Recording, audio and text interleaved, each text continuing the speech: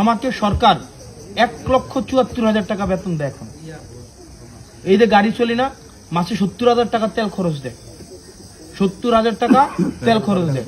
ঢাকায় একটা বাসা, বিশাল বড় বাসা, যে বাসাটা হচ্ছে এখান এত সুন্দর, এটা আপনি 2 লাখ টাকা দিয়ে এটা ভাড়া নিতে পারবেন না।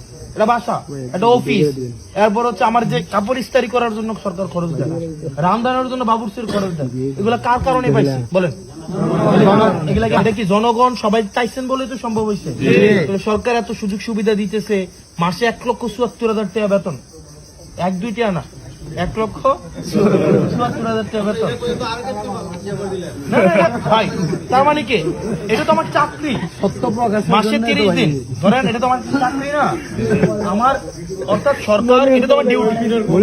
ধরেন সরকার, আমি তাহলে চুরিটা কেন করবো? আমার ধরেন আমার বীমা আছে, যারা এমপি আছে তাদের কিন্তু বীমাও আছে। অর্থাৎ আমি যদি আল্লাহ এমন না করে, একটা অপ্রত্যাশিত ঘটনা ঘটে, আমি কি বীমার আওতায় থাকবো? আমি বিদেশে গেলে ডেলি $500 করে আমার ভাতা দিবে, তাহলে এমপির কিন্তু অনেক সুযোগ সুবিধা আছে। এরপর হচ্ছে গাড়ির লোনও ছিল, কিন্তু এটা আমরা নিব না। এরপর হচ্ছে প্লট ফ্ল্যাটও ছিল, এগুলো আমরা নিব না। তাহলে একটা জিনিস দেখেন, আমাদেরকে এত সুযোগ সুবিধা দিতেছে, এইটা বাদ দেন। আমার যদি 2 লাখ টাকা লাগে, আমি যদি আপনাদের এলাকায় এসে আমার দিবেন না? আমি কেন চুরি করে, মানে ধরেন 10 কেজি চাইলে এটার থেকে সোয়াশের মাইরা দিয়ে আমি কেন মানে টেনশনের মধ্যে ঘুমাবো?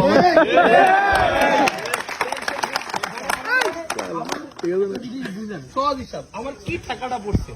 আমি তো বিশ্বাস করি, আমার যদি 10 লাখ টাকা লাগে, আমি যদি 10টা ইউনিয়নের 10টা লোকের কাছে কই, আমার 10 লাখ টাকা এমনিই দিবে না? তাহলে আমি কি টাকাটা লাগছে যে আমি চাল চুরি করে এটা খাই? এবং এটা একটা টেনশনের বিষয়, কোন সময় ধরা খায় নাই ধরা খায়। আমারও তো ভাই ভয় আছে না? এত মিডিয়া কি একটা দুইটা? আর আমারও তো দেশের মিডিয়া, বিদেশের মিডিয়া সবাই হচ্ছে কি আমার একটা ভুল ধরার জন্য বই আছে। আমার কি ভয় নাই? জানের ভয় নাই? আমার কি সম্মানের ভয় নাই?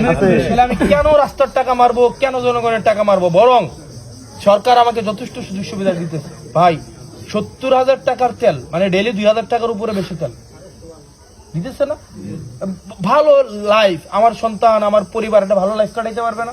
তাহলে আমি এই 5 বছরের তো ধরেন আপনারা আমাকে এটা করেন নাই, তাহলে শোনেন, আপনারা আমাকে এই সুযোগ সুবিধা দিচ্ছেন যাতে করে আমি আপনাদের আমানতটাকে যথাযথভাবে আপনাদের কাছে দিতে পারি।